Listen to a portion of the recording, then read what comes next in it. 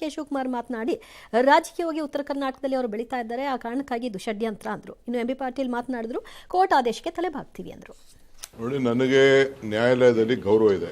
ಒಂದು ದೊಡ್ಡ ಒಳಸಂಚು ಇನ್ನೇನು ಬಿ ರಿಪೋರ್ಟ್ ಫೈಲ್ ಮಾಡೋಂಥ ಸಂದರ್ಭದಲ್ಲಿ CBIನವ್ರು ತಗೊಂಡ್ಕೊಂಡು ಒಂದು ದೊಡ್ಡ ಕಿರುಕುಳ ನೀಡಿ, ಸೊ ಒಳಸಂಚಿನಲ್ಲಿ ಇವತ್ತು ವಿನಯ್ ಕುಲಕರ್ಣಿನ ನ್ಯಾಯಾಲಯ ತೀರ್ಪಿಗೆ ನಾವು ತಲೆಬಾಗಲೇಬೇಕು. DK ಮಾತನ್ನು ಒಪ್ಪಬೇಡಿ, ಯಾರುವೆ ಕೇಳಿಸ್ಕೊಳ್ಳಬಾರ್ದು. You are talking wrong and incorrect. Vinay Kulkarni ಬಗ್ಗೆ ಕೋಪ, ತಾಪ, ದ್ವೇಷ ಇರಲಿಕ್ಕೆ ಕಾರಣ ಇಲ್ಲ ನಮ್ಗೆ ಯಾರಿಗೂ.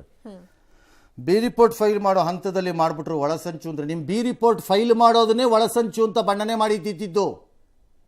You must have the sense to talk about it. Don't talk. ಒಂದು ಸರಿ ತೀರ್ಪು ಬಂದ ಮೇಲೆ ಡೋಂಟ್ ಬ್ರಿಂಗ್ ಇನ್ ಆಸ್ಪರ್ಷನ್ಸನ್ನು, ಒಳಸಂಚು, ಪಿತೂರಿ ಅಂತ. ಕಾಂಗ್ರೆಸ್ ಸರ್ಕಾರದಲ್ಲಿ ಈಗ ಬಿದ್ದಂತಹ ಚಾರ್ಜ್ ಶೀಟ್ಗಳು ಮತ್ತು ಕೇಸ್ಗಳು ಒಳಸಂಚು ಅಲ್ಲವೇನು? ಅದನ್ನು ಒಳಸಂಚು ಅಂತ ಯಾರು ಕರಿಬಾರ್ದ? ಆವಾಗ ಅಲ್ಲ, ಅದು ನ್ಯಾಯಸಮ್ಮತ. This is unfair. Unfair of a man of a deputy chief minister rank ಅಲ್ಲಿ. Very unfair. ಅಪೀಲಿಗೆ ಜಾಗ ಇದೆ, ಅವ್ರ ಅಪೀಲ್ ಹೋಗಲಿ, ದೇವ್ರವ್ರಿಗೆ ಒಳ್ಳೇದು ಮಾಡಲಿ, ಅವ್ರ ಶಕ್ತಿ ಕೊಡಲಿ. ಅವ್ರದ್ದೇನೋ ಆರ್ಗ್ಯುಮೆಂಟಲ್ಲಿ ಸರಿ ಹೋದಂಗಿಲ್ಲ, ಅವ್ರು ಗೆಲ್ತಾರೆ ಬಿಡಿ ಮುಂದೆ. That's A fair thing. ಇದು ಒಳಸಂಚು, ಬಿ ರಿಪೋರ್ಟ್ ಆಗುವ ಹಂತದಲ್ಲಿ ಒಳಸಂಚು. ಏನು ಒಳಸಂಚು?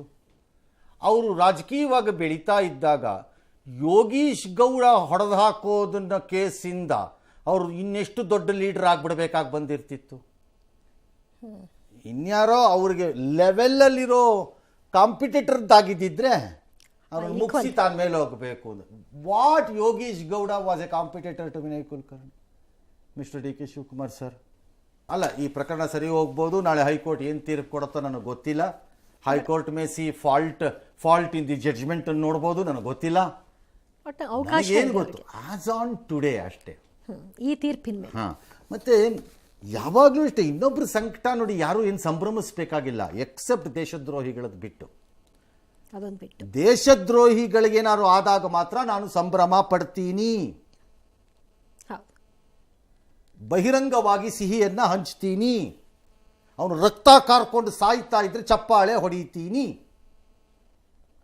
ನಮಗೆ ದೇಶ ಇಂಪಾರ್ಟೆಂಟ್ ಅಷ್ಟೇ. ಇನ್ನು ಉಳಿದಿದ್ರಲ್ಲಿ ಯಾರು ಏನು ಸಂಭ್ರಮ ಪಡಬೇಕಾಗಿಲ್ಲ.